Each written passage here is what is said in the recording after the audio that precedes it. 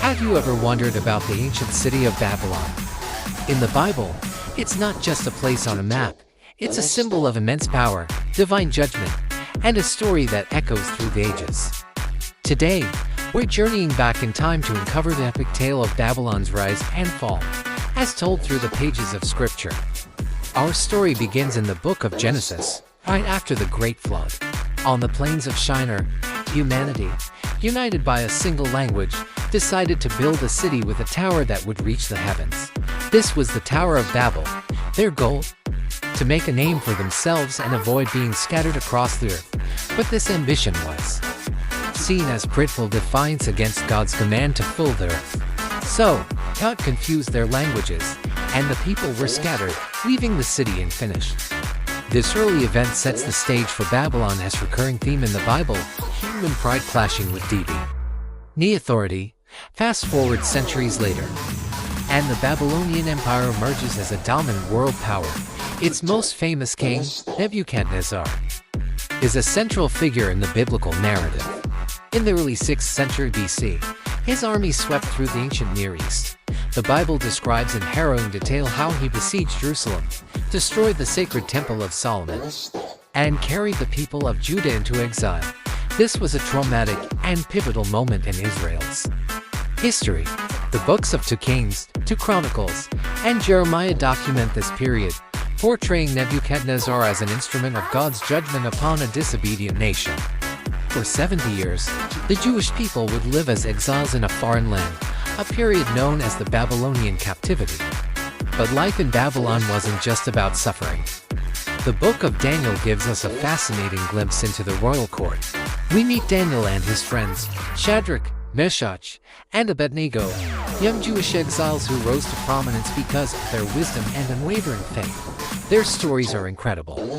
Think of Daniel interpreting Nebuchadnezzar's troubling dreams, revealing future kingdoms and asserting God's sovereignty over all human empires.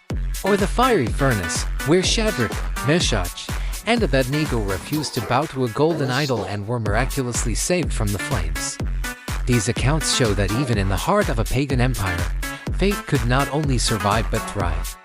The character of Nebuchadnezzar himself is complex. He's a powerful, often arrogant ruler, but he also has moments of acknowledging a higher power. After Daniel interprets his dream of a great tree being cut down, Nebuchadnezzar is humbled. The dream comes true, and for a time, the king loses his sanity, living like an animal in the wild. When his reason returns, he praises the Most High God, declaring that his kingdom is eternal. It's a powerful lesson on pride and humility, showing that no earthly ruler is beyond God's reach. But the pride of Babylon's kings would ultimately lead to their downfall. The climax arrives with Nebuchadnezzar's successor, Belshazzar. The book of Daniel tells the dramatic story of Belshazzar's feast, while drinking from the sacred vessels looted from the temple in Jerusalem. A mysterious hand appears and writes a message on the palace wall, mean, tekel, a parson. The king is terrified. None of his wise men can decipher the writing. Finally, Daniel is brought in. He bravely rebukes the king for his arrogance and for failing to learn the lesson of humility from Nebuchadnezzar. Then, he interprets the divine message. God has numbered the days of your kingdom and brought it to an end. Tekel, you have been weighed on the scales and found wanting. A parson, your kingdom is divided and given to the Medes and Persians. The prophecy was fulfilled with astonishing speed. The Bible tells us that on that very night, Belshazzar was killed, and the mighty Babylonian Empire fell to the invading forces of Cyrus the Great, the Persian king. This event was not just a political shift. It was the fulfillment of prophecies made by prophets like Isaiah and Jeremiah decades, even centuries, earlier. Isaiah had specifically named Cyrus as the one who would conquer Babylon and, astonishingly, decree the release of the Jewish exiles and the rebuilding of the temple in Jerusalem. The fall of Babylon marked the end of the 70-year exile and the beginning of a new chapter for the people of Israel. But Babylon's story in the Bible doesn't end there.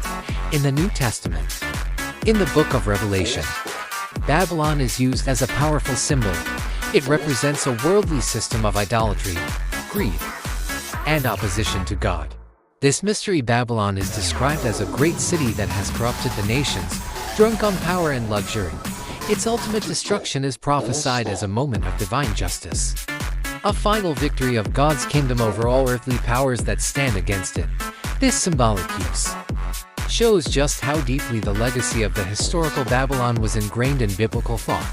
So, from the Tower of Babel to the mysterious writing on the wall, and all the way to the symbolic city in Revelation, the story of Babylon in the Bible is a sweeping epic. It's a tale about the dangers of human pride, the consequences of turning away from God, and an unwavering sovereignty of a power far greater than any earthly empire. It shows us that kingdoms rise and fall, towers crumble, and rulers are humbled, but God's purposes endure throughout history. The rise and fall of Babylon serves as a timeless reminder that true power and lasting glory are not found in bricks and mortar or in human ambition, but in faithfulness to the eternal King. Thanks so much for watching this journey through biblical history. If you found this story fascinating, please hit that like button and subscribe for more deep dives into the stories that have shaped our world. Let me know in the comments what other biblical topics you'd like to explore. See you in the next video.